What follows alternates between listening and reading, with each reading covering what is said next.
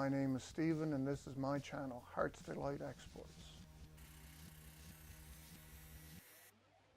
Okay, so the next thing I need to do is to start laying out for the mortise and tenon joinery that I'm going to use to connect these side panels together. So I have to remember that I left extra 2 inches on these 2x4 corner pieces. So I need to come in minimum of 1 inch extra on each side, on each end, in order to start laying them out.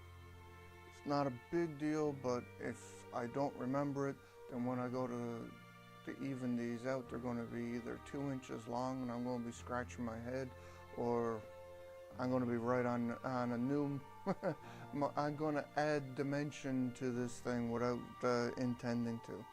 I also need to do a bit more sanding, a lot more sanding, and I have to decide which is going to be my presentation face for these 2x4s. It's not a big deal. A lot of it's going to be painted over and I can fill holes or dents or whatever. This is reclaimed wood after all. But the more I decide ahead of time, the less will be decided for me once I get to a point of no return and I can't change anything. So before I start quite laying out the mortise holes, I'm going to cut my cross members. I need 6 of them all together. I'm going to cut them to 14 inches long. I only need them to be 10 inches long, but those extra 4 inches will give me a 2-inch tenon on either end of the piece that I need to be seen. You'll understand in a minute. So first I'm going to cut some pieces to 14 inches long.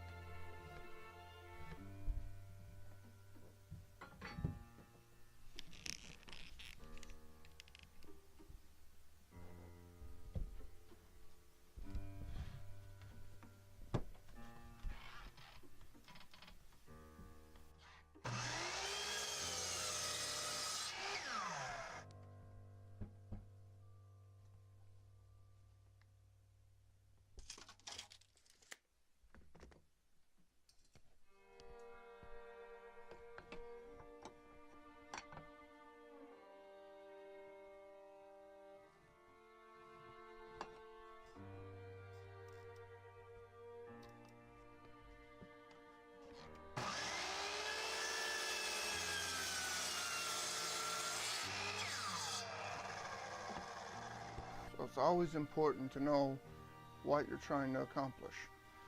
This is the tenon that I'm trying to cut. Solid in here, that's not all marked up with squiggly lines. That's what I'm trying to cut out.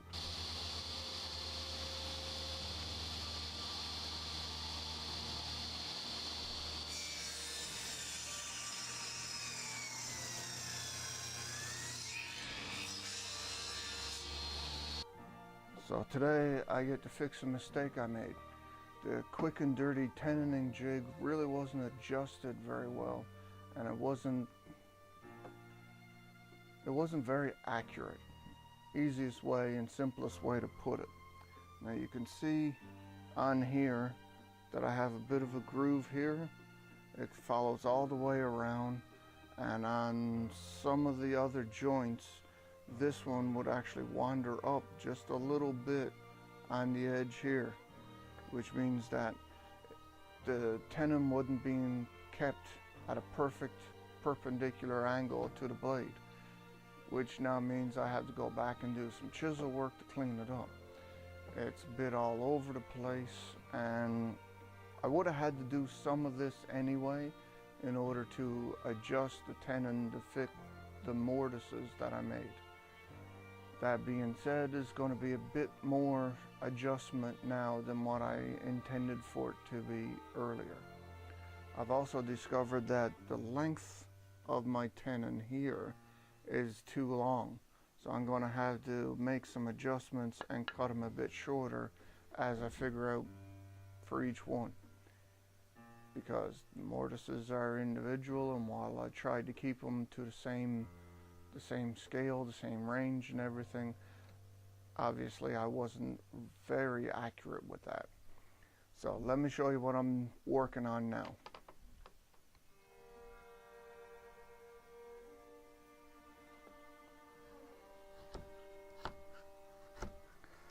This ridge along the end of the tenon is generally meaning that my tenon is thicker than I needed it to be. Sometimes by a fair amount. So I'm trying to be very careful and very gentle and take off what I don't need. Now, in a lot of ways, this is good for the simple fact that if I had made a different mistake, all of these tenons would have been too loose in the hole, and I would have had to find a way to join new wood into it in order to fill in the gap. In a lot of ways, that would have been more difficult.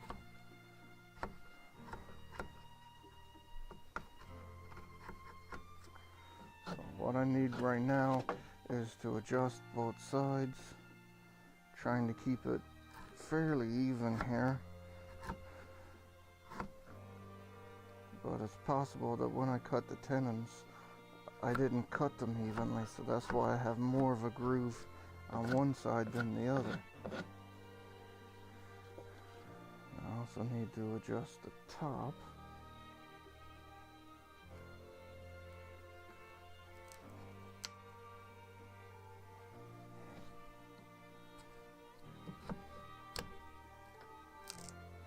You've really got to be careful with some of this wood.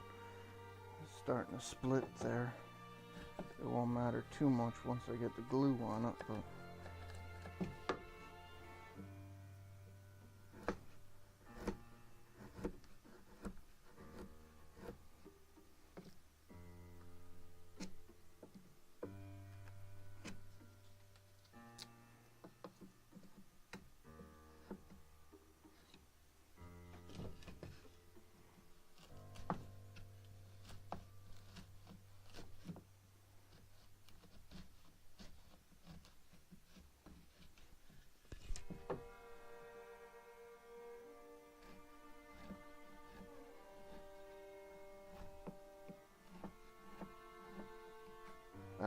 another problem I'm having, of course, is that the squareness of the mortise is not exactly perfect.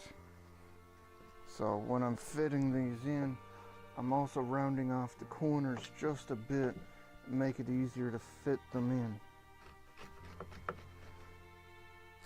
And you always have to be careful that when you're cutting away material, you're going in, everything seems fine, but you end up with a raised lip on the end here, so you have to be careful of that as well.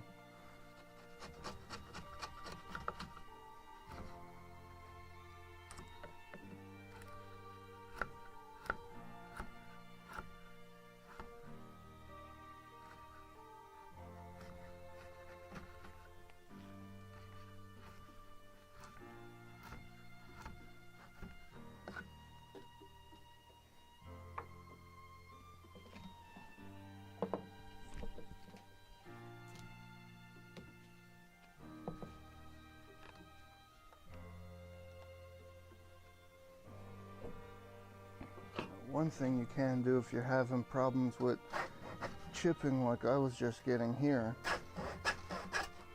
cut a few relief cuts. It'll mean that as your chisel's going through the wood, you got a spot that's already set up to stop any splits from continuing. But you do have to be very careful with that. It's easy to go too far with your relief cut.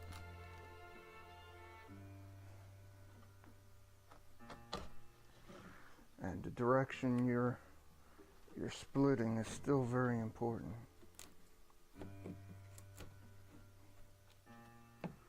Sometimes your wood will splinter just for the simple fact of driving the chisel through.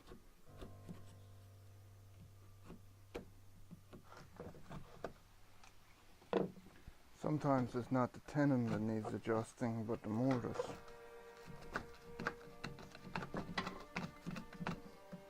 At least one set of these holes I bore out with a drill, and very little of anything else, so the holes are far from square.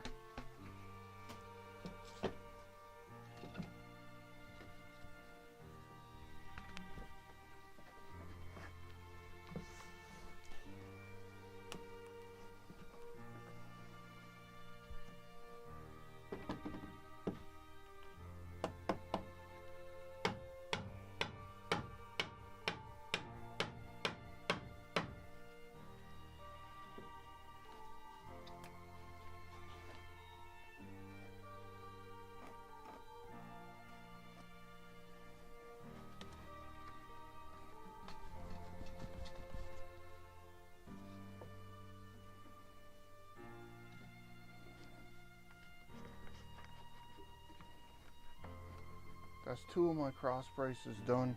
Now to get the 3rd for this set, and I can start making some of the bigger batch adjustments after that.